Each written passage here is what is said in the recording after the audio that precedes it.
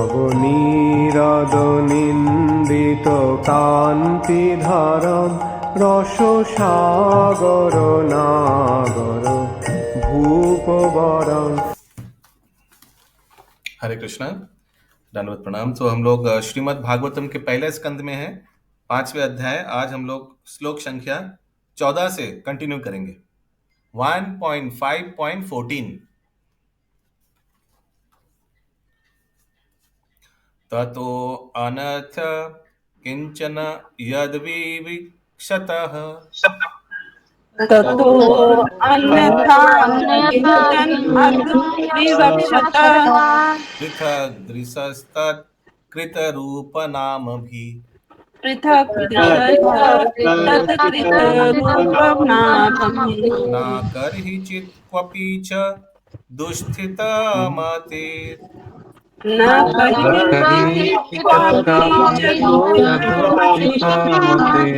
लभे तव ताः तनोर् इव पदम्।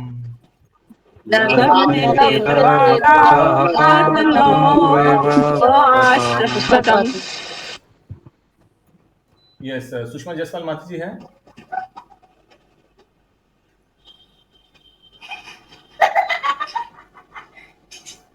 यस, संगिनी श्यामा प्रिया माता जी।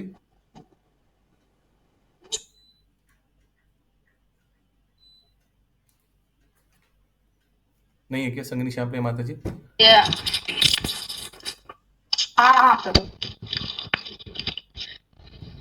तुम भगवान के अतिरिक्त विभिन्न रूपों, नामों तथा परिणामों के रूप में जो कुछ भी वर्णन करना चाहते हो, वह प्रतिक्रिया द्वारा मन को उसी प्रकार आंदोलित करने वाला है जिस प्रकार आश्रय विहीन नाव को चक्रवात आंदोलित करता है। तो ये श्लोक नारद मुनि व्यासदेव को बता रहे हैं। व्यासदेव संतुष्ट नहीं है रचना करने के बाद वेदों का। नारद मुनि को मालूम है कि उसमें भगवत तत्व, कृष्ण तत्व मिसिंग है। तो इस श्लोक में क्या बोल रहे हैं, फिर से पढ़िए अनुवाद में। तुम भगवान के अतिरिक्त विभिन्न रूपों, नामों तथा परिणामों के रूप में जो कुछ भी वर्णन करना चाहते हो, वह प्रतिक्रिया द्वारा मन को उसी प्रकार आंदोलित करने वाला है जिस प्रकार आश्रय विहीन नाव को चक्रवात आंदोलित करता है। Okay. As the wind agitates a boat which has no resting place, whatever you desire to describe that is separate in vision from the Lord simply reacts with different form, name and result.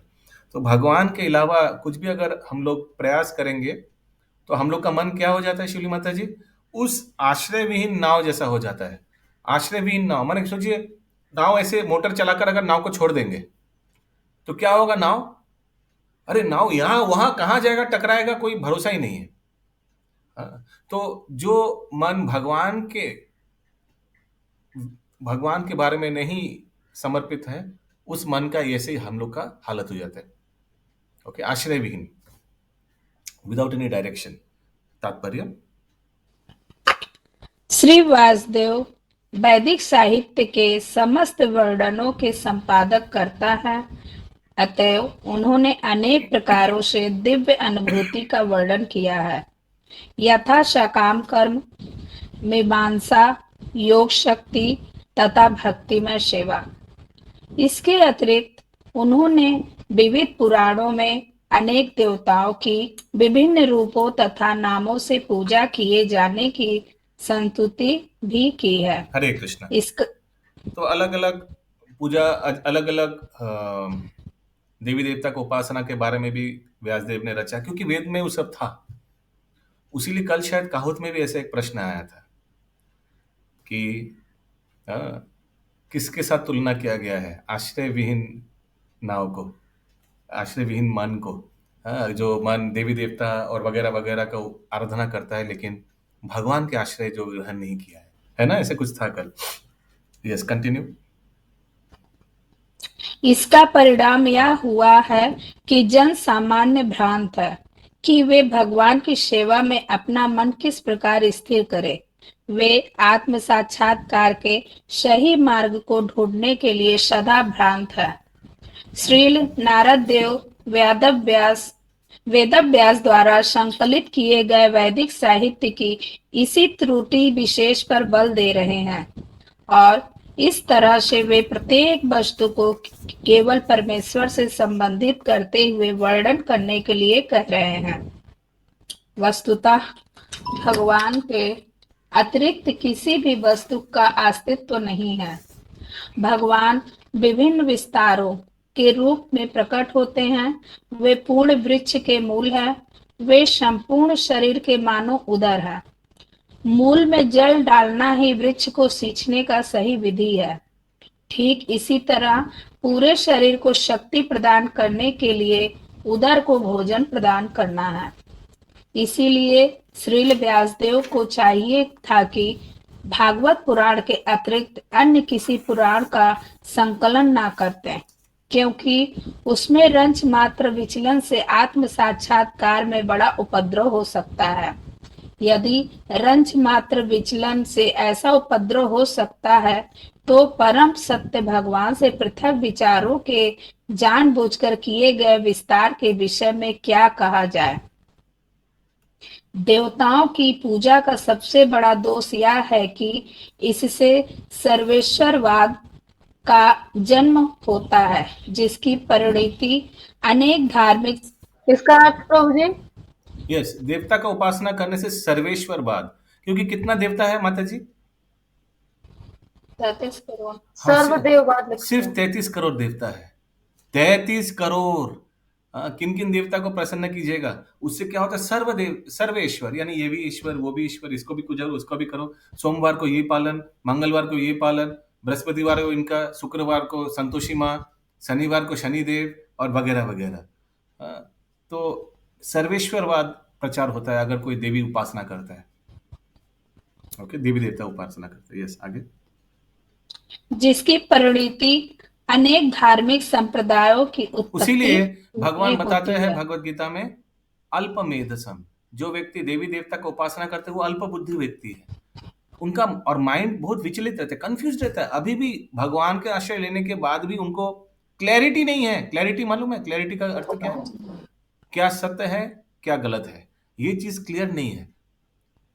इतना अमूल्य चीज मिलने के बाद भी उन लोग को डर लगता है कि इतना साल से हम इस देवी का उपासना किया, इस देवता को खुशी किया, अभी अचानक छोड़ देंगे तो अगर हमारा परिवार में कुछ घटना घट गया तो फिर मैं ही दोषी होऊंगा कि उस देवता को प्रसन्न नहीं किया, इसीलिए ऐसा हुआ। तो उनको 100% भगवान कृष्ण पे भरोसा नहीं है। उसीलिए भगवान बताते हैं अल्पमेधसम, यानी अल्प बुद्धि वाले जो व्यक्ति होता है वो देवी देवता का आश्रय लेता है। यस, आगे। जो भागवत के उन सिद्धांतों की उन्नति के लिए घातक है जो दिव्य प्रेमा भक्ति द्वारा भगवान के नित्य संबंध में आत्म साक्षात्कार के लिए सही दिशा का निर्देश करने वाले हैं। इस प्रसंग में चक्रवात से विचलित नाव का उदाहरण उपयुक्त है। बहुदेवतावादी का विचलित मन उद्देश्य के स्थिर न होने के कारण कभी भी आत्म साक्षात्कार की पूर्णता को प्राप्त नहीं कर पाता। हरे हरे कृष्ण। कृष्ण। तो नाव किसका प्रतीक है? नाव आत्मा का या व्यक्ति का। और ये जो टर्बुलेंस विंड जो है वो ये सब देवी देवता उपासना के बारे में है। तब जब इतना टर्बुलेंस विंड होता है तो नाव ठीक से अपना जो डेस्टिनेशन है भगवान के धाम वो पहुंच नहीं पाता है। ओके, किसी का कोई प्रश्न है? हरे कृष्णा प्रभु। नाव तो प्रभु मन का ये प्रतीक हुआ ना। नाव मन को भी बोल सकते हैं, व्यक्ति को भी बोल सकते हैं, आत्मा को भी बोल सकते हैं, आत्मा का मन को भी बोल सकते हैं। यस, हाँ वही, ठीक ठीक। निर्गुण अनिलंबरी माता जी। हरे कृष्णा प्रभु, थोड़ा बैक में लिखा था, इसलिए शील व्यासदेव को चाहिए था कि भागवत पुराण के अतिरिक्त अन्य किसी पुराण का संकलन ना करते, क्योंकि उसमें रंच मात्र विचलन से। मतलब क्या हुआ प्रभु इसका? इसमें थोड़ा रंच मात्र। डेविएशन। दूसरा पुराणों में देवी देवता का उपासना है, निराकार ब्रह्म का उपासना है, तो भगवान के अलावा थोड़ा मात्र अगर दूसरा कुछ समझाने जाइएगा उसके लिए कितना लोग फंस जाएगा। बलि प्रथा भी है। एक नया फिलोसफी दीजिए और उसमें कोटि कोटि लोग फंस जाएगा, है ना।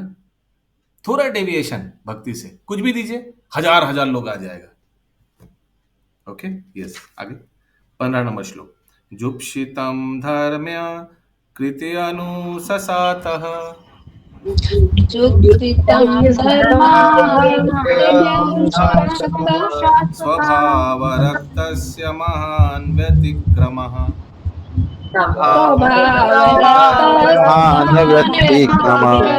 यद्वेत्तु धर्म इति तरः स्थितो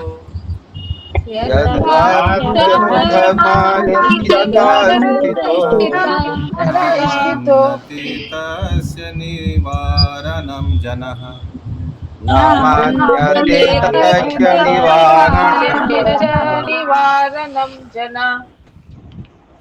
सामान्य लोगों में भोग करने की स्वाभाविक प्रवृत्ति होती है और तुमने धर्म के नाम पर उन्हें वैसा करते रहने के लिए प्रोत्साहित किया है। यह अत्यंत घृणित तथा अत्यंत अनुचित है, चूंकि वे लोग तुम्हारे उपदेशों के अनुसार मार्गदर्शन प्राप्त करते हैं। अतः वे ऐसे कार्यों को धर्म के नाम पर ग्रहण करेंगे और निषेधों की भी परवाह नहीं करेंगे। जैसे पंकज प्रभु उस दिन बता रहे थे कि हरे कृष्णा प्रभु जी। कि सिर्फ भक्ति देना चाहिए था, भगवान ने कर्म, ध्यान, ज्ञान, देवी देवता ये सब क्यों दिया?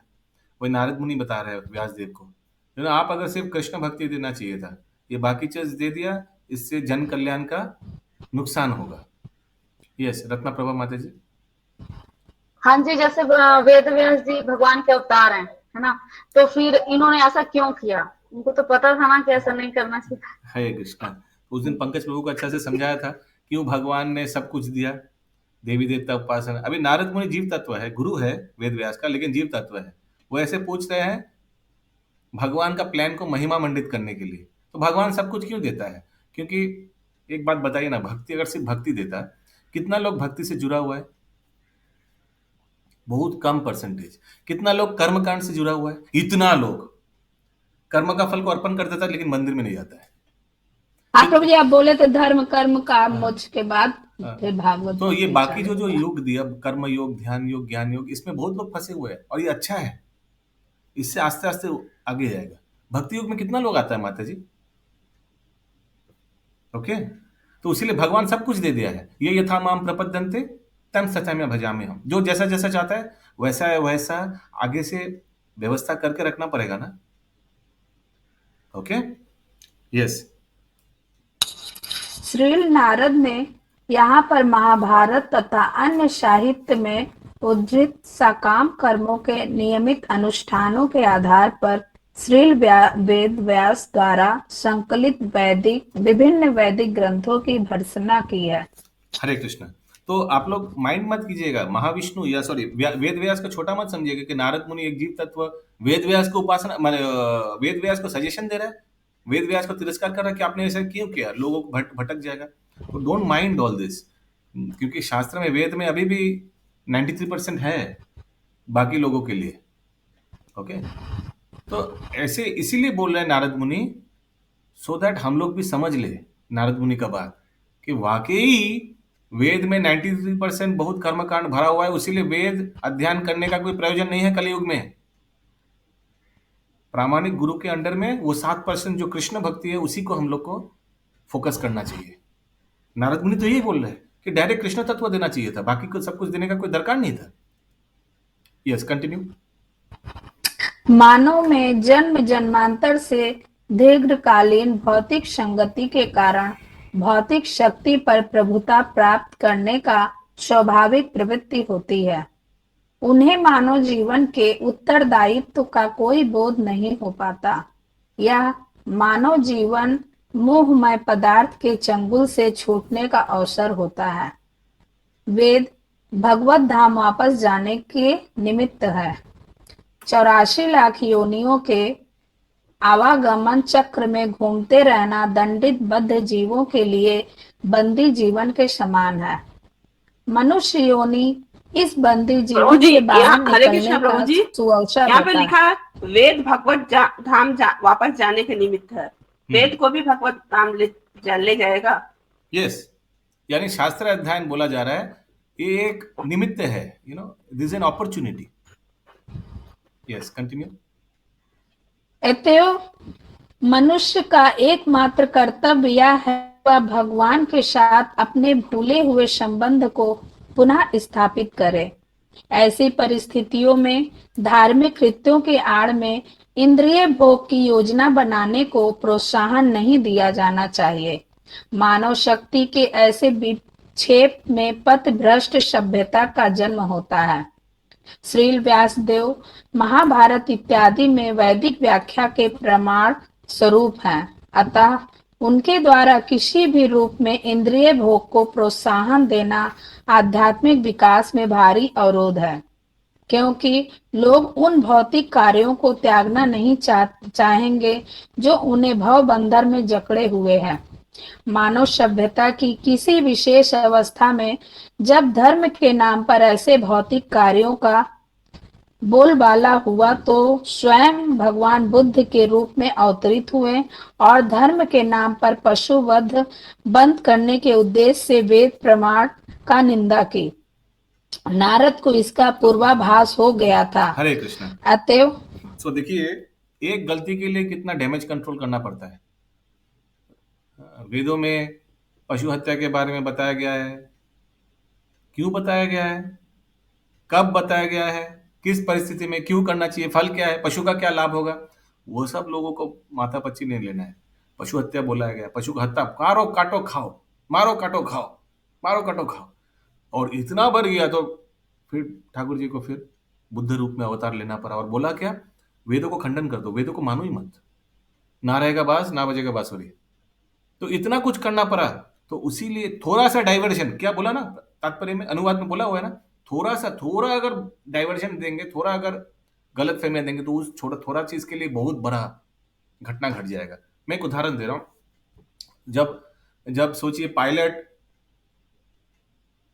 मुंबई से दिल्ली जा रहा है, ओके, तो एक डिग्री है, सोचिए 92 डिग्री को प्लेन को उसके तरफ, दिल्ली की तरफ करके स्टार्ट कर दिया और ऑटो मोड में रख दिया, प्लेन आस्ते आस्ते दिल्ली की ओर 92 डिग्री करके जा रहा है।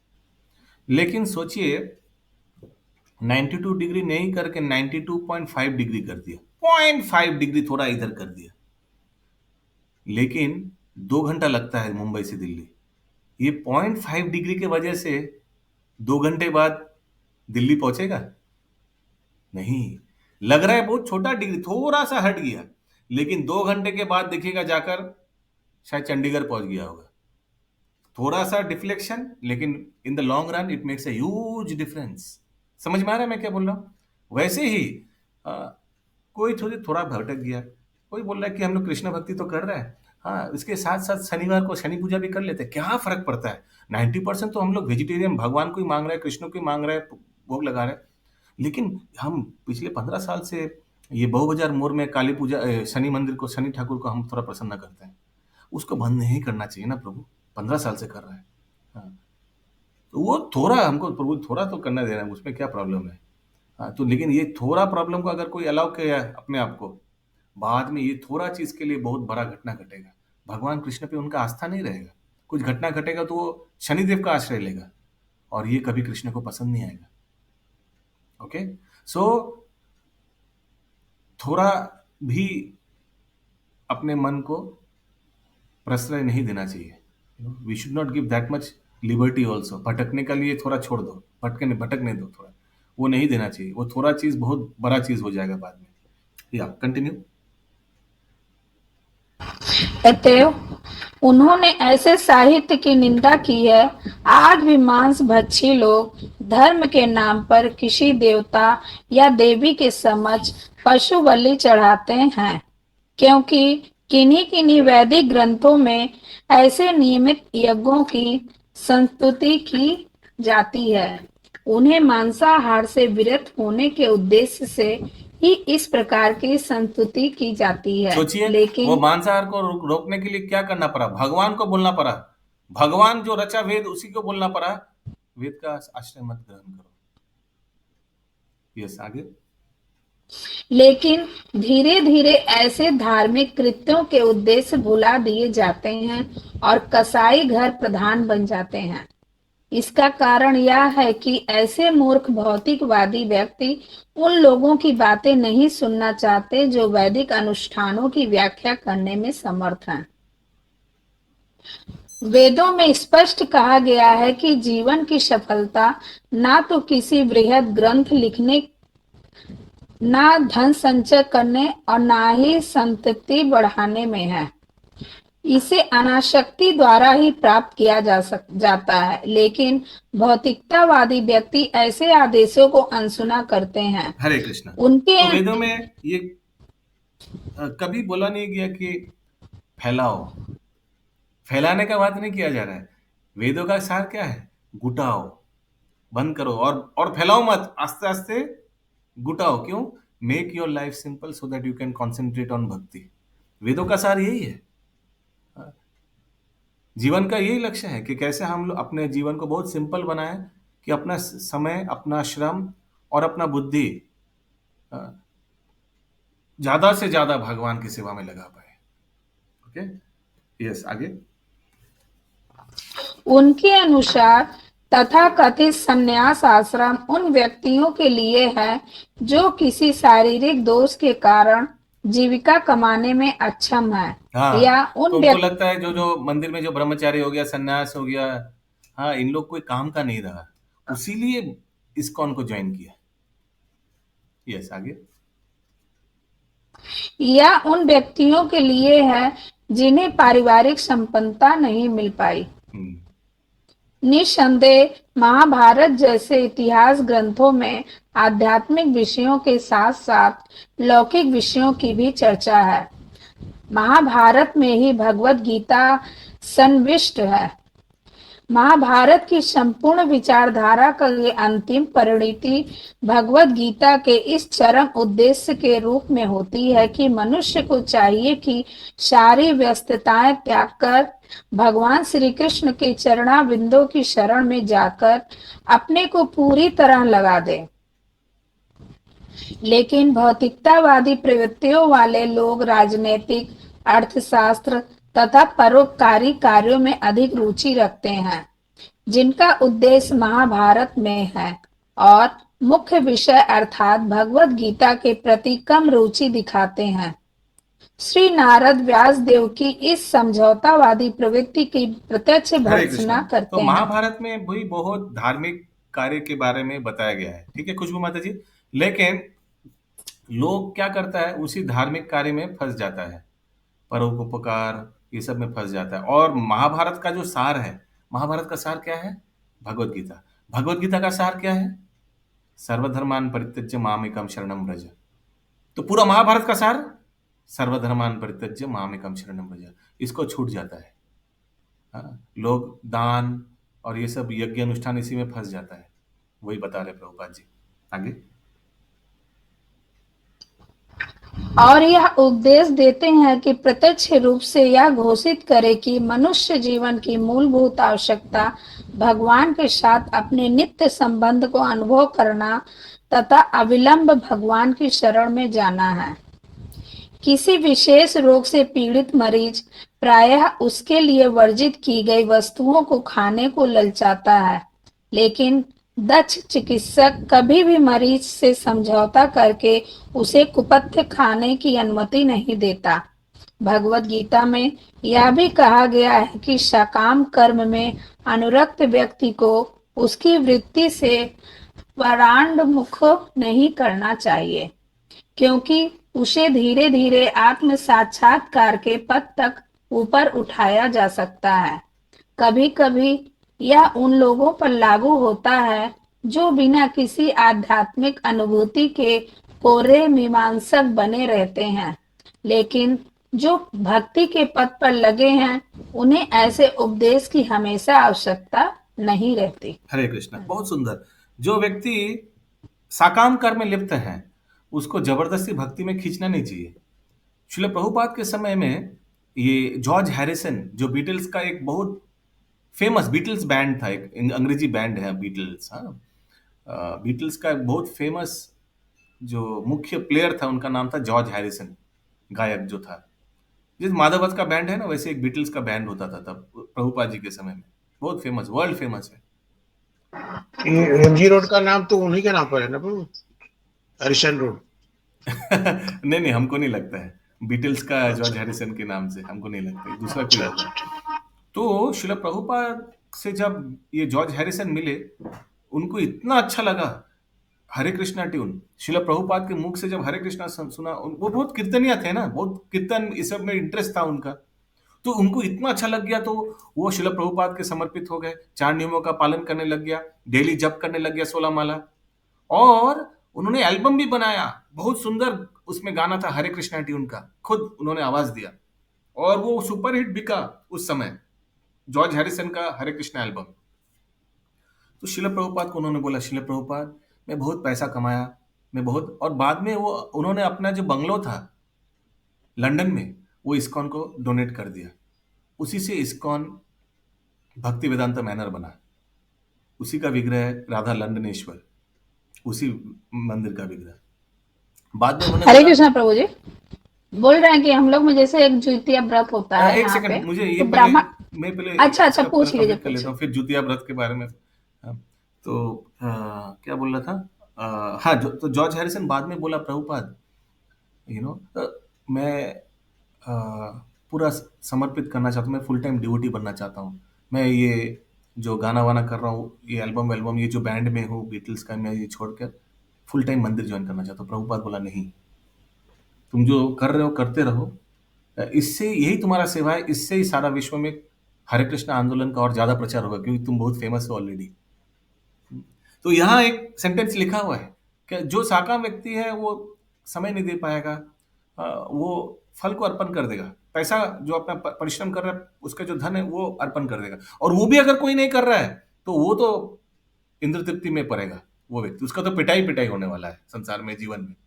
लेकिन इससे बहुत आगे है कौन, जो साकाम भक्त है, वो परिश्रम करेगा, उसका अच्छा परसेंटेज मंदिर में डोनेट कर देगा भगवान की सेवा में, लेकिन समय नहीं दे पाएगा। Sorry, I can not give time but I can give my money. तो ऐसा व्यक्ति को कभी जबरदस्ती नहीं, ये सब छोड़ दो और भक्ति करो, क्लास करो, जब करो, ऐसे खींचना नहीं चाहिए। वही बता रहे हैं, क्योंकि वो ऑलरेडी सेवा कर रहा है, वो अपना कर्म फल को त्याग कर रहा है, वो बहुत बड़ी बात है। कमाए हुआ धन को भगवान के सेवा में नियुक्त करना बहुत बड़ी बात है, बहुत बड़ा त्याग है उसमें, उससे उनको फल मिलेगा, और आस्ते आस्ते इसी करते करते वो खुद आएगा भक्ति लेवल में। ओके, यही बोला जा रहा है। लेकिन जो व्यक्ति इंपेरिक फिलोसोफर, लेकिन जो ड्राइव इंपेरिक फिलोसोफर, यानी जो ना समर्पित भी कर रहा है, कुछ भी नहीं कर रहा है, ना भक्ति योग में, ना कुछ ही नहीं, किसी में भी जुड़ा हुआ नहीं है, उसके लिए ये लागू नहीं है, प्रभुपाद बता रहे हैं। समझ में आया? 16 नंबर श्लोक। हरे कृष्ण प्रभु जी। यस। कभी कभी यह उन लोगों पर लागू होता है जो बिना किसी आध्यात्मिक अनुभूति के कोरे मीमांसक बने रहते हैं। हाँ, ड्राई फिलोसोफर, कोई ना वो भगवान को अपना फल अर्पण करता है, कुछ है ही नहीं, लेकिन ऐसा दिखाएगा कि सब कुछ है, बहुत भजन की तरह भक्ति दिखाएगा, लेकिन कुछ नहीं करता है, ना अपने फल को अर्पण करता है, ना भक्ति का कोई मार्ग को अपनाता है, यानी जप करता है, ना 4 नियमों का पालन, कुछ नहीं करता है, उसके लिए ये चीज लागू नहीं है। यही बता रहे प्रभुपाद जी। और लेकिन जो भक्ति के पथ पर, उन्हें ऐसे उपदेश की आवश्यकता नहीं। हाँ, सो बट जो भक्ति के लाइन में है, जो साकाम कर्म है, उसके लिए ये लागू नहीं है, क्योंकि साकाम कर्मी ऑलरेडी अपना फल को भगवान की सेवा में त्याग कर रहा है, सेवा कर रहा है। ओके, 16 नंबर श्लोक। विचक्षणो अस्यर्हति वेदितुं विभो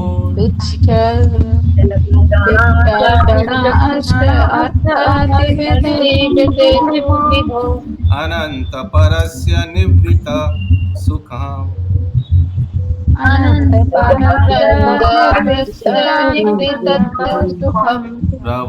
प्रवर्तमानस्य गुणैरनत्मनस्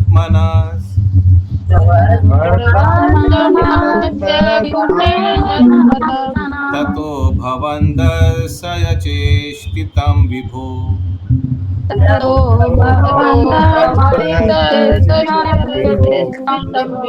ये सुचारू गोपी माता जी पढ़िए। परम भगवान असीम है, केवल वही निपुण व्यक्ति इस आध्यात्मिक ज्ञान को समझने हेतु योग्य है, जो भौतिक सुख के कार्यकलापों से विरक्त हो चुका हो। अतः जो मनुष्य भौतिक आसक्ति के कारण सुस्थापित नहीं है, उन्हें आप परमेश्वर के दिव्य लीलाओं के वर्णनों के माध्यम से दिव्य अनुभूति की विविधियां दिखलाओ। Therefore, those who are not well situated due to material attachment should be shown the way to transcendental life. जो भक्ति योग में नहीं है उन लोग को भगवान के दिव्य कलाओं कार्यकलाप के बारे में बोलना चाहिए। नारद मुनि व्यासदेव जी को उपदेश दे रहे हैं। तो भगवान का तत्व बताओ। तात्पर्य ईश्वरीय विद्या का विज्ञान कठिन विषय है, विशेष रूप से जब उसमें श्री भगवान के दिव्य स्वभाव का वर्णन हो। यह ऐसा विषय नहीं है जिसे भौतिक कार्यों में अत्यधिक आसक्त रहने वाले व्यक्ति समझ सके। केवल वे ही इस महान विज्ञान का अध्ययन कर सकते हैं जो आध्यात्मिक ज्ञान के अनुशीलन द्वारा भौतिक कार्यों से प्रायः निवृत्त हो चुके हैं। श्रीमद् भगवद गीता में स्पष्ट कहा गया है कि हजारों लाखों व्यक्तियों में से कोई एक ऐसा विरला व्यक्ति होता है जो दिव्य अनुभूति में प्रवेश करने का अधिकारी होता है। हरे कृष्णा। तो भगवद गीता में बताया मनुष्य नाम सहस्रेशु। भक्ति योग कृष्ण तत्व समझने के लिए और अच्छा लगने के लिए बहुत गिने चुने लोगों को ये मौका मिलता है, क्योंकि जो व्यक्ति सकाम कर्म में लिप्त हैं, जैसे सकाम नहीं, जो भौतिक कर्म में लिप्त हैं, उस व्यक्ति को एक सेकंड भक्ति कृष्ण तत्व टेस्ट नहीं लगेगा। जो बहुत परिश्रम कर रहा है पैसा कमाने के लिए, धर्म अर्थ काम, इसमें जो फंसा हुआ है, उसको भगवत कथा उनको रुचि नहीं आएगा। वो सोचेगा अरे क्या कहाँ फंस गया, ये 2 घंटा या 1.5 घंटा हम अगर कहीं दुकान में बैठते या कुछ करते तो पैसा मिलता। यस करबी माता जी। হ্যাঁ, ওখানে বলছে যে যারা অত্যন্ত বিচক্ষণ, যারা পারমার্থিক জ্ঞান লাভের দ্বারা জাগতিক কার্যকলাপ থেকে প্রায় বিরত হয়েছেন, তারাই কেবল এই মহৎ বিজ্ঞান অধ্যয়ন করার যোগ্য। হ্যাঁ, তো যাদের জড়জাগতিক আসক্তি থেকে বিরক্তি এসেছে তাদেরকে এই ভগবত তত্ত্ব কৃষ্ণ তত্ত্ব খুব আকর্ষণ করবে। যারা মায়ার অলরেডি লাথি খেয়েছে, সোজা কথা, যারা মায়ার লাথি খেয়েছে তাদেরকে কৃষ্ণ তত্ত্ব খুব অ্যাট্রাক্ট করবে। এবার ভক্তিবিনোদ ঠাকুরের এই মায়ার লাথির উপর খুব সুন্দর ভজনও আছে। ইয়েস, বহুপাদেরও আছে। ওই দিন আমরা যে করছিলাম কৃষ্ণ তব পুণ্য হবে ভাই, ওই ভজনেও আছে হেন খায় মায়ার লাথি। মায়ার থেকে যারা ভালো পিটাই খেয়েছে তাদের কৃষ্ণ তত্ত্বের খুব মন লাগবে। यस आगे। और ऐसे हजारों स्वरूप प्रसिद्ध व्यक्तियों में से कुछ ही व्यक्ति उस विशेष ईश्वरीय ज्ञान को समझ सकते हैं जिसमें ईश्वर को पुरुष रूप में वर्णित किया जाता है। अतएव श्री नारद मुनि शील व्यास देव को उपदेश देते हैं कि श्री भगवान की दिव्य लीलाओं के वर्णन द्वारा ईश्वर के विज्ञान का प्रत्यक्ष वर्णन करे। शील व्यासदेव स्वयं इस विज्ञान में पटु है और वे भौतिक भोग से विरक्त है, अतएव वे इसका वर्णन करने के अधिकारी हैं और उनके पुत्र शील सुखदेव गोस्वामी उनसे इसे ग्रहण करने हेतु योग्य व्यक्ति है। श्रीमद् भागवतम सर्वोत्कृष्ट ईश्वरीय विज्ञान है, अतएव यह जन सामान्य और औषधि सा प्रभाव दिखा सकता है। चूंकि इस ग्रंथ में श्री भगवान की दिव्य लीलाएं हैं, अतएव श्री भगवान तथा इस ग्रंथ में कोई अंतर नहीं है। यह ग्रंथ श्री भगवान का साहित्य अवतार है। हरि बोल। इस प्रकार साधारण मनुष्य भी श्री भगवान की लीलाओं का वर्णन सुन सकते हैं।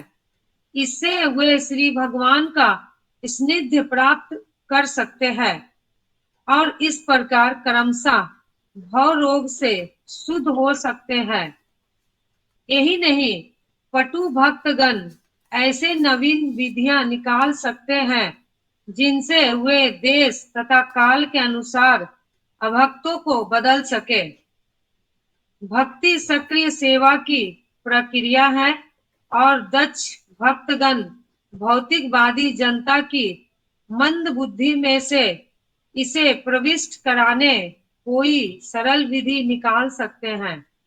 जैसे श्री भगवान की जैसे ये काहूत क्विज, ऑनलाइन टीचिंग, हाँ, क्योंकि बता रहे कुछ नया, कुछ हम लोग को सोचना चाहिए जिससे हम लोग भौतिक व्यक्ति के दिमाग में इंजेक्शन जैसा ये भागवतम को हम लोग डाल सकते हैं। श्रील प्रभुपाद कितना कितना सुंदर बता रहे हैं। यस, आगे।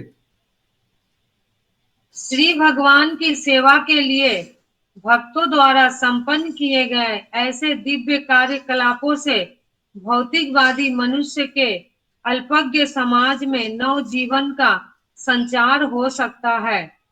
इस संबंध में भगवान श्री चैतन्य महाप्रभु तथा उनके परवर्ती अनुयायियों ने विशेष दक्षता दिखलाई है।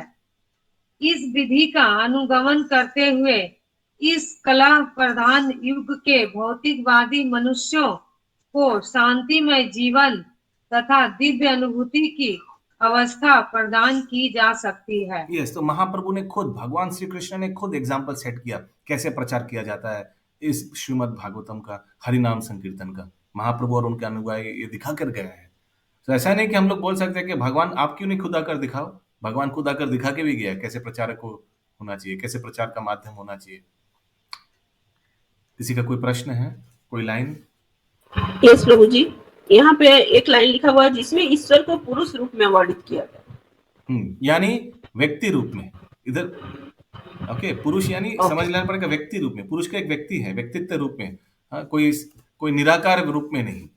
17 नंबर श्लोक, सबसे इंपॉर्टेंट श्लोक 17 नंबर श्लोक, बहुत बहुत बहुत इंपॉर्टेंट। प्लीज बुक में लिख दीजिए VVVVIP।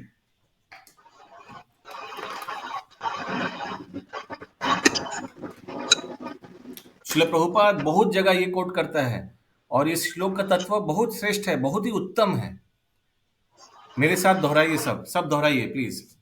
त्वक्त्वा स्वधर्मं चरणं भुजं हरि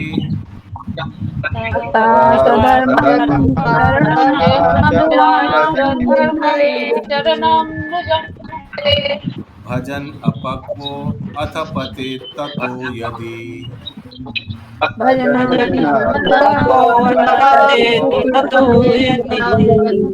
यत्रा भद्रम अबुदमुस्य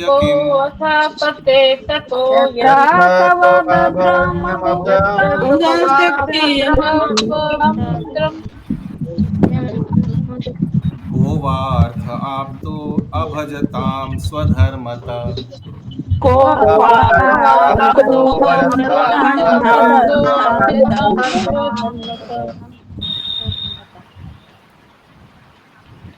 यस, नंदिनी माता जी पढ़िए। जिसने भगवान की भक्ति में सेवा में प्रवृत्त होने के लिए नहीं, कुछ आवाज आ रहा है, फंस करके कुछ आवाज आ रहा है। कुछ पंखा वंखा चल रहा है क्या? एक थोड़ा उसको थोड़ा बंद करना पड़ेगा, नहीं तो साउंड अच्छा नहीं आएगा।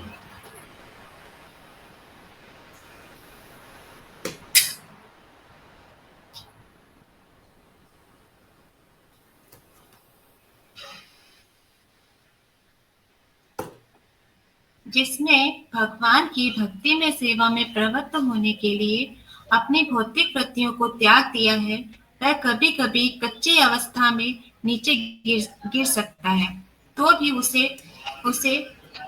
उसके असफल होने का कोई खतरा नहीं रहता।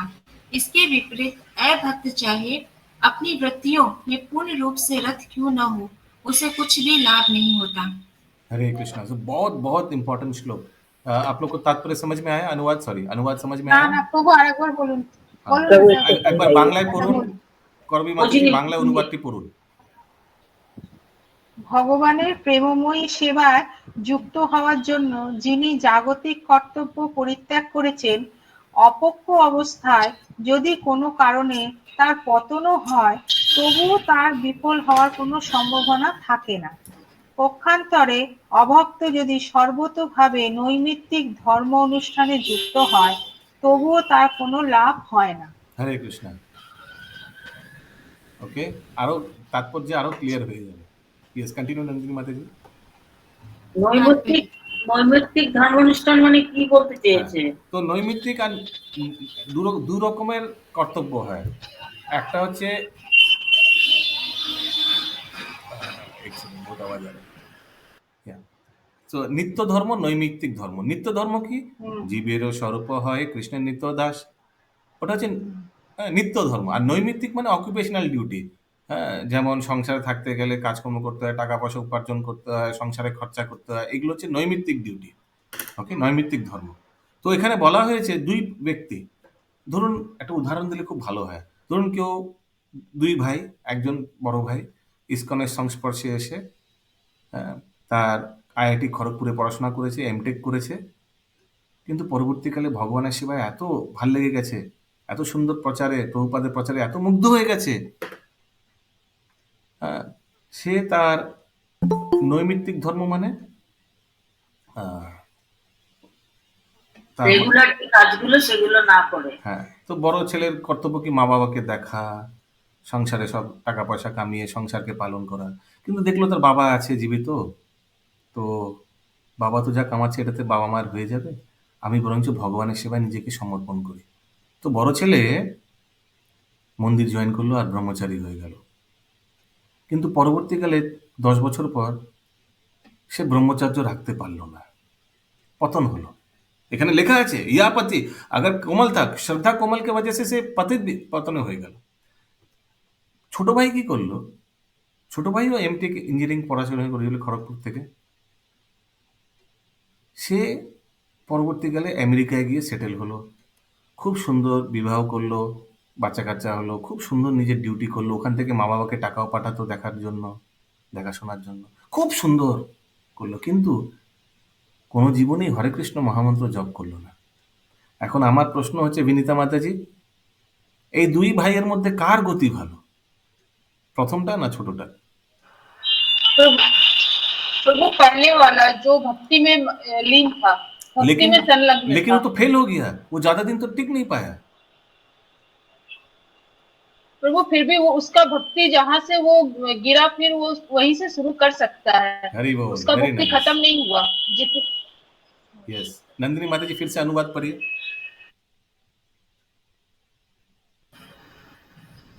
जिसने भगवान की भक्ति में सेवा में प्रवृत्त होने के लिए अपने नहीं साउंड बहुत साउंड आ रहा है पीछे से। यस, विनीता माता जी कंटिन्यू कीजिए। हम पढ़े प्रभु जी। नेक्स्ट,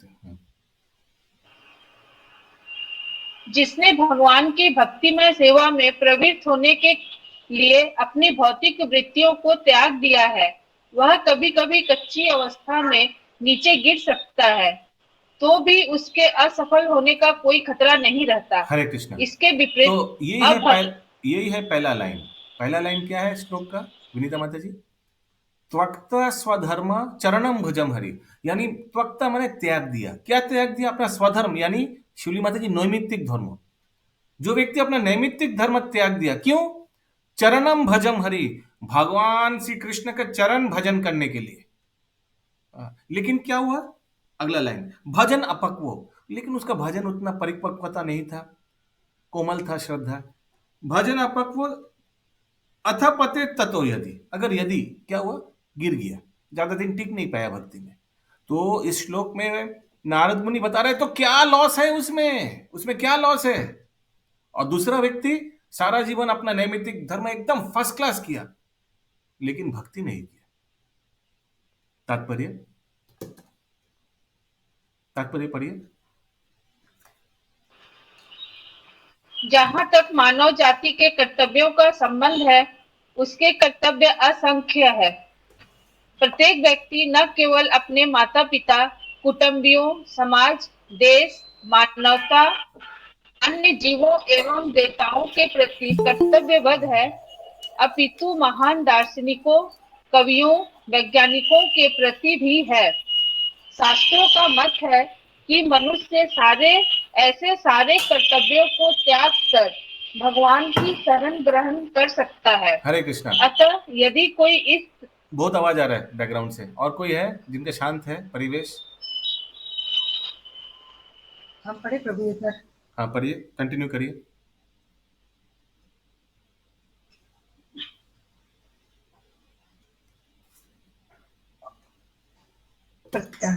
ऐसे समस्त कर्तव्यों को त्याग कर श्री भगवान की शरण ग्रहण कर सकता है।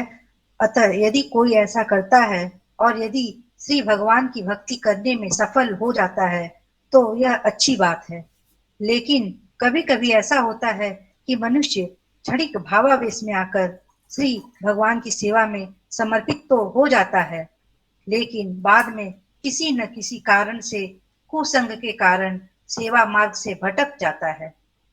इतिहास में इसके अनेक उदाहरण मिलते हैं। भरत महाराज को एक मृग के प्रति गहन आसक्ति के कारण मृग का शरीर धारण करना पड़ा। मृत्यु के समय वे इस मृग के विषय में सोच रहे थे, अतएव अगले जन्म में वे मृग बने। लेकिन वे अपने पूर्व जन्म की घटना को भूले नहीं थे। इसी प्रकार शिव के चरणों के प्रति अपराध करने के कारण चित्रकेतु का भी पतन हुआ, लेकिन फिर भी श्री भगवान के चरण कमलों की शरण ग्रहण करने पर यहाँ बल दिया जा रहा है। भले ही इसमें से नीचे गिरने का भय बना रहता है, क्योंकि यद्यपि मनुष्य भक्ति संबंधी कार्यों से नीचे गिरता है, लेकिन वह श्री भगवान के चरण कमलों को कभी भी नहीं भूलता। एक बार श्री भगवान की भक्ति में सेवा में लग जाने पर वह सभी परिस्थितियों में उनकी सेवा में बना रहेगा। श्रीमद् भगवद गीता में कहा गया है कि थोड़ी सी भक्ति भी मनुष्य को अत्यंत घातक स्थिति से बचा सकती है। इतिहास में ऐसी घटनाओं के अनेक उदाहरण हैं। इनमें से अजामिल एक है। अजामिल अपने प्रारंभिक जीवन में भक्त था, किंतु युवा अवस्था में वह भक्ति से च्युत हो गया, तो भी श्री भगवान ने अंत में उसकी रक्षा की। क्यों रक्षा किया? क्योंकि प्रारंभिक जीवन में वो ब्राह्मण परिवार में था। भगवान उसको भूला नहीं, और जब यमदूत आया तो भगवान ने उनका मुंह से उनका छोटा पुत्र का नाम नारायण निकाला है। ओके, ऐसे ही उन्होंने नारायण नहीं बोला, उनका भी सुकृति था। तो भगवान प्रभुपाद बता रहे हैं, nothing is wasted in devotional service. इसका भागवत गीता में कौन सा श्लोक है? कौन बता पाएगा? भक्ति में कुछ भी लॉस नहीं होता है, सब कैरी फॉरवर्ड होता है। नेहा भी कर्मो नाशवस्ति प्रत्यवायो न विद्यते स्वल्प अपस्य धर्मस्य त्रायतो। Very nice. 2.44 okay, excellent. Shiv ji का जो उदाहरण दिया हुआ है, यस, हाँ बोलिए, क्या प्रश्न है? शिव जी का जो उदाहरण दिया हुआ है, हाँ। इसी प्रकार शिव जी के चरणों के प्रति अपराध करने से चित्रकेतु का भी पतन हो गया था। हाँ, तो प्रश्न क्या है? तो चित्रकेतु का पतन हो गया तो फिर उसका भक्ति चालू हो गया, कंटिन्यू हुआ ना। चित्रकेतु फिर वृत्रासुर हो गया था, राक्षस हो गया था। तो राक्षस हुआ प्रभु जी, उसका उन्नति तो नहीं हुआ। हाँ, वही सुनिए ना, फिर क्या हुआ। लेकिन उसको वो चित्रकेतु का पतन हो गया। क्यों? उन्होंने हंस दिया था। पार्वती को देख करके पार्वती शिव जी के गोद में बैठा हुआ है और शिव जी भागवत बोल रहा है। ये देखकर उनको हंसी आ गया थोड़ा। तुरंत पार्वती ने श्राप दिया चित्रकेतु को, तो आप हंस रहे हैं, आपको मालूम है मैं किनका पत्नी हूं, जाओ अब जाकर राक्षस बनो। तो चित्रकेतु ने वृत्रासुर बन गया। लेकिन तो क्या हुआ, चित्रकेतु भगवान का भक्त था, उनको स्मरण था। वो राक्षस योनि में आ गया, वृत्रासुर योनि में उनको, लेकिन स्मरण था मैं चित्रकेतु था, मैं भगवान का भक्त हूं। अभी मेरा कार्य के वजह से मुझे ये राक्षस योनि लेना पड़ा। लेकिन बाद में वो जब इंद्र से युद्ध कर रहा था, इंद्र हार जाता, लेकिन चित्रकेतु उसको समझा रहा था कि कैसे खुद को, यानी वृत्रासुर खुद अपने आप को इंद्र वध कर सकता है। वो इंद्र को समझा रहा था, अरे ऐसे मारो मुझे, ऐसा मारो मुझे।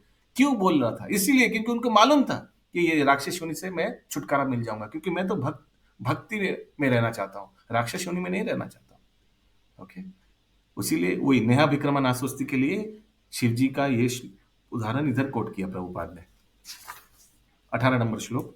हरे कृष्णा प्रभु, 1 मिनट, एक प्रश्न है। इसमें लिखा है कि मतलब भक्तिमय सेवा को छोड़ देते हैं बीच में तो सफल हो सकते हैं, लेकिन फिर प्रभु कर्तव्य को तो इग्नोर नहीं कर सकते ना। कर्तव्य को कैसे इग्नोर करेंगे? वो भी तो पूरा करना पड़ेगा। यस, बट यहाँ थर्ड वाला सिचुएशन आप जो बोल रहे हैं उसका तुलना नहीं किया गया है।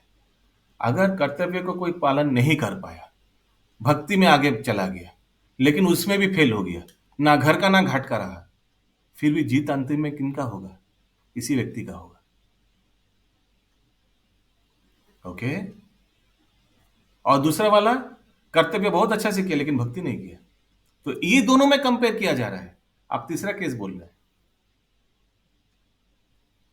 18 नंबर श्लोक।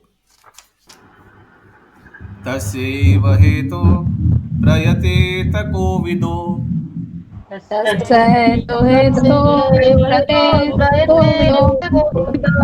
ना लभ्यते यद् भ्रमतम् उपार्यदा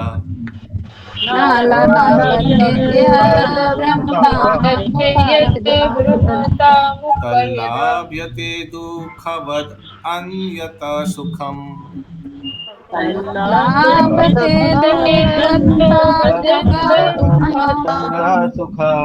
कालेन सर्वत्र गभीररंहसा।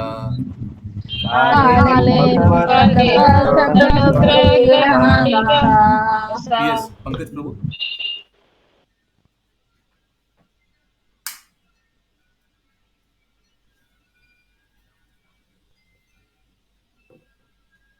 आप म्यूट में हैं। जो व्यक्ति वास्तव में बुद्धिमान तथा तत्व ज्ञान में रुचि रखने वाले हैं, उन्हें चाहिए कि वे उस सार्थक अंत के लिए ही प्रयत्न करें जो उच्चतम लोक ब्रह्म लोक से लेकर निम्नतम लोक पाताल तक विचरण करने से भी प्राप्त नहीं है। इस माइक सामने लाइए। जहां तक इंद्रिय भोग से प्राप्त होने वाले सुख की बात है, यह तो काल क्रम से स्वतः प्राप्त होता है। जिस प्रकार हमारे ज्यादा क्लोज हो गया, थोड़ा दूर। हाँ। जिस प्रकार हमारे न चाहने पर भी हमें दुख मिलते रहते हैं। फिर से एक बार पढ़िए। जो व्यक्ति, एक मिनट रुको, पंखा बंद कर।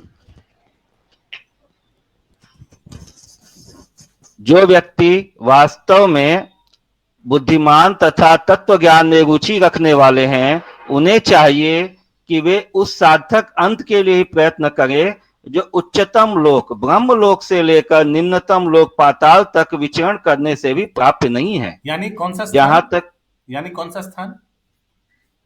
कौन सा स्थान के लिए प्रयास करना करें? भगवान के धाम। गोलोक धाम, भगवान के धाम, गोलोक के लिए। यस, आगे। जहां तक इंद्रिय भोग से प्राप्त होने वाले सुख की बात है, यह तो काल क्रम से स्वतः प्राप्त होता है। जिस प्रकार हमारे न चाहने पर भी हमें दुख मिलते रहते हैं। हाँ, तो उसीलिए इंद्र वो तो आएगा ही, जो हमारा कर्म है, कर्म का फल तो आएगा ही बाय रोटेशन। ओके, तो उसीलिए समय को किस में लगाना चाहिए? ब्रह्म लोक के ऊपर जो चित्त जगत है उसमें जाने के लिए लगाना चाहिए। मतलब इसका मतलब ये हुआ कि जैसे दुख अपने आप आता है, तो जो हम लोग को सुख मिलने वाला वो भी अपने आप ही आएगा। सुख के लिए प्रयास नहीं करना चाहिए, भौतिक सुख के लिए। एब्सोल्युटली। तात्पर्य: प्रत्येक मनुष्य प्रत्येक स्थान में विभिन्न प्रयासों से अधिकाधिक इंद्रिय भोग पाना चाहता है। कुछ मनुष्य व्यापार, उद्योग, आर्थिक विकास, राजनीतिक श्रेष्ठता आदि में लगे हुए हैं, तो कुछ लोग सकाम कर्मों में निरत हैं, जिससे अगले जन्म में वे उच्चतर लोकों में जाकर सुख भोग सकें। ऐसा कहा जाता है कि चंद्रमा के निवासी सोम रस पीकर अधिक इंद्रिय भोग करने में समर्थ हैं और उत्तम उपकारी कार्य पुण्य करने से पितृलोक की प्राप्ति होती है। इंद्रिय भोग के लिए इस जीवन में या मृत्यु के बाद अगले जीवन में अनेक प्रकार की व्यवस्थाएं हैं। कुछ लोग मशीनों की व्यवस्था के द्वारा चंद्रमा या अन्य लोकों तक पहुंचने का प्रयास कर रहे हैं, क्योंकि वे बिना पुण्य कार्य किए ही इन लोकों में पहुंचने के इच्छुक हैं। लेकिन ऐसा होने वाला नहीं है। परमेश्वर के नियम के अनुसार विभिन्न कोटि के जीवों को उनके द्वारा किए गए कर्मों के अनुसार ही उन्हें विभिन्न लोकों की प्राप्ति हो सकती है। हरे कृष्णा।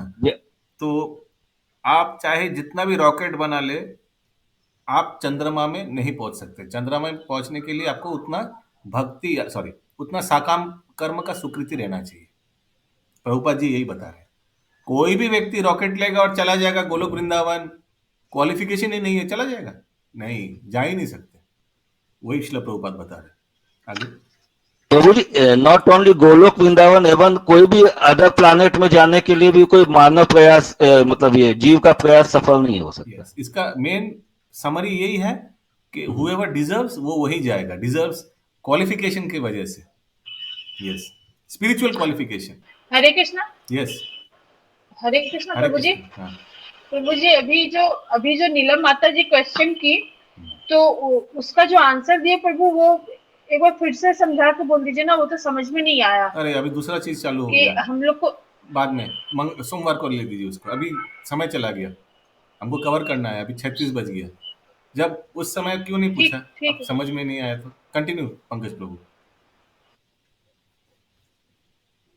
हम यह भी देखते हैं कि इस जन्म में भी उत्तम कर्म से ही मनुष्य की अच्छी शिक्षा या संपत्ति प्राप्त होती है।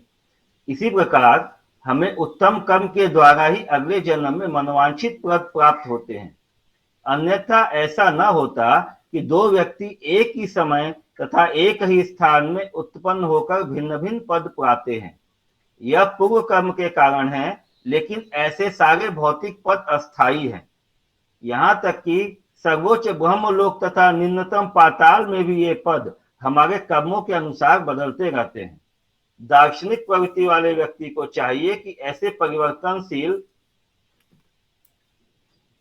कर्मों के, ऐसे परिवर्तनशील पदों के लोभ में न आए और उसे आनंद तथा ज्ञान का स्थायी जीवन प्राप्त करने का प्रयत्न करना चाहिए, जिससे उसे पुनः इस कष्टप्रद भौतिक जगत में या अन्य किसी लोक में फिर से न लौटना पड़े। दुख तथा मिश्रित सुख इस भौतिक जीवन के दो लक्षण हैं और ये दोनों ही ब्रह्मलोक तथा अन्य लोकों में भी पाए जाते हैं। ये देवताओं के जीवन में भी पाए जाते हैं और कुकर सुकर के जीवन में भी। समस्त जीवों के दुखों तथा सुखों में गुण तथा परिमाण का अंतर रहता है, लेकिन कोई ऐसा नहीं जो जन्म मृत्यु जरा तथा व्याधि से मुक्त हो। हरे कृष्णा प्रभु। यस, ये दुख तथा मिश्रित सुख इसलिए बोला गया है क्योंकि इसमें दुख का मिश्रण रहता है।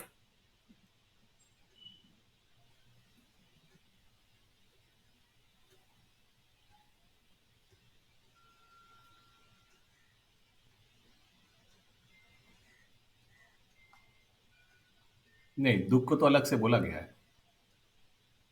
वो मिश्रित सुख मतलब क्या हुआ? सिर्फ सुख क्यों नहीं लिखा, मिश्रित वर्ड यूज किया साथ में? क्योंकि उसमें आर्टिफिशियल सुख है, प्लास्टिक स्माइल्स। कंटिन्यू पंकज प्रभु। हरे कृष्णा प्रभु जी। यस, प्रभु जी, यहाँ जो लिखा हुआ है, ये जीवन के दो लक्षण, दुख तथा मिश्रित सुख का भौतिक जीवन के दो लक्षण है और ये दोनों ही ब्रह्मलोक तथा अन्य लोकों में भी पाए जाते हैं। ब्रह्मलोक क्या हुआ प्रभु जी? ब्रह्मा जी जहाँ निवास करते हैं, सबसे उच्च लोक, ठीक, लेकिन है भौतिक जगत में। वही बताना चाह रहे प्रभुपाद। इसी प्रकार सबका सुख भी नियत है। कोई चाहे कितना ही प्रयास क्यों न करे, किसी को ये वस्तुएं न तो कम ही न ही अधिक मिलेंगी। यदि मिल भी जाए तो वे पुनः चली भी जाएंगे। अतः मनुष्य को इन व्यर्थ की वस्तुओं में समय नहीं गंवाना चाहिए। उसे तो केवल भगवान के पास वापस जाने के लिए प्रयास करना चाहिए। यही हर एक के जीवन का लक्ष्य होना चाहिए। हरे कृष्णा। कितना सुंदर श्रील प्रभुपाद एकदम वास्तव को हम लोग को प्रेजेंट कर रहे हैं। हम लोग का जीवन का लक्ष्य क्या होना चाहिए, हम लोग को कौन से मार्ग में चलना चाहिए, कौन से मार्ग में नहीं चलना चाहिए। प्रभु जी, ये जो मिश्रित सुख बता गए ना भौतिक जगत में, तो पहले प्रभुपाद जी बोलते हैं कोई जगह पे कि भौतिक जगत में तो सुख तो है ही नहीं, तो जो दुख का कमी होता है उसको हम लोग सुख समझते हैं, इसीलिए इसको मिश्रित सुख बोल रहे हैं। Okay, it can be that also. Yes. अब प्रभु जी यहाँ ये भी लिखा है, देवता लोग को तो जन्म मृत्यु जरा व्याधि नहीं होता है प्रभु जी। हाँ, नहीं होता। लेकिन यहाँ लिखा है ना, समस्त जीवों के दिखो सिखों में ये देवताओं के जीवन में भी पाए जाते हैं और कुकर सीकर के जीवन में। हाँ, यहाँ सुख और दुख के बात बोला जा रहा है। वो भी देवलोक में है। देवलोक को डराता है जब असुर लोग सब भाग के चूहा बन जाता है ना? सुख और दुख के बारे में बोला जा रहा है। जन्म मृत्यु जरा व्याधि उधर नहीं है। वो लोग भी अपना, जैसे इंद्र भी अपना पद खोने के लिए हर समय चिंतित रहता है। कोई भी तपस्या करता है तो भय में आ जाता है। इनसिक्योरिटी, पोजीशन छूट जाएगा। Yes. भय है। शुक्र तो प्रभु दूसरे जीव जंतु हुए ना। यस, उधर भी आहार निद्रा में भय मैथुन ये सब कॉमन है। यस, हम लोग अभी काहुत स्टार्ट कर सकते हैं अंकित प्रभु। হরে কৃষ্ণ প্রভু। यस कौरवी माता হরে जी। কৃষ্ণ। হ্যাঁ, এই লাইনটা একটুখানি বুঝিয়ে বলুন। মিশ্র সুখ হচ্ছে জড় জীবনের দুটি বৈশিষ্ট্য এবং তা ব্রহ্মলোক ও অন্য সমস্ত লোক একইভাবে লাভ হয়, এটা কি? তো miseries and mixed happiness are two features of material life। यानी সুখ আর দুঃখ এটা জড়জগতের সব জায়গায় আছে, ব্রহ্মলোকেও আছে এবং কি নিম্নজনী যেমন শুকর কুকর ওদেরও এই জিনিসটা পাওয়া যায়, এটাই বলছেন প্রভুপাদ। আচ্ছা আচ্ছা আচ্ছা, ঠিক আছে প্রভু। হরে কৃষ্ণ। হরে কৃষ্ণ।